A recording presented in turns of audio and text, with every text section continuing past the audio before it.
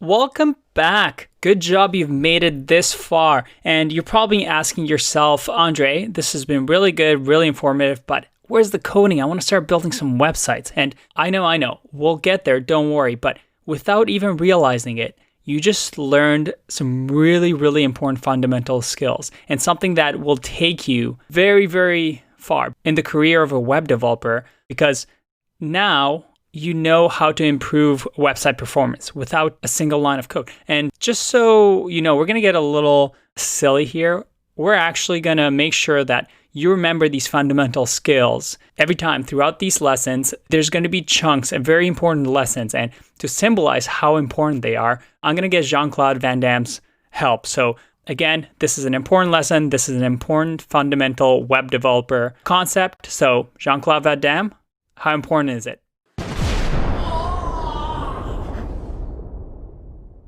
All right, so as you can see, very important concept. And what is it? Well, like I said, without writing a single line of code, you now know how to improve a website's performance. So let's think about this.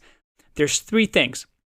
We send google.com, we talk to Google servers, and we get these files back. So just looking at this and looking at what you've learned so far, what's one thing that would make sure that this process would be fast?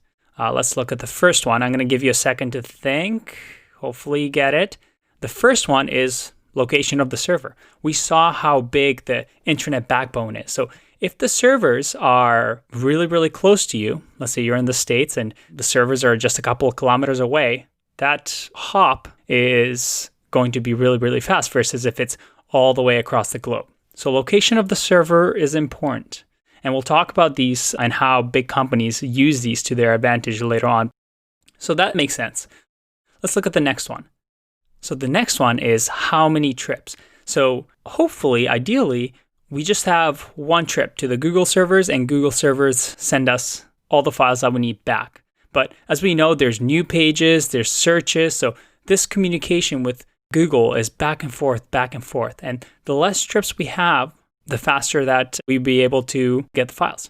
So how many trips? And then finally, size of files. Again, if this HTML file or CSS file or JavaScript file is massive and it's 100 megabytes, well, that's going to be a lot slower to transfer over the internet than it is if it was just a couple of kilobytes.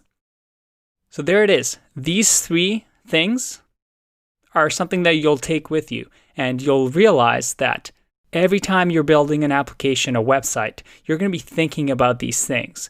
And these are going to help you make sure that you have a performant, fast website. And we're going to take these with us as we go on throughout the course. Talk to you soon. Bye-bye.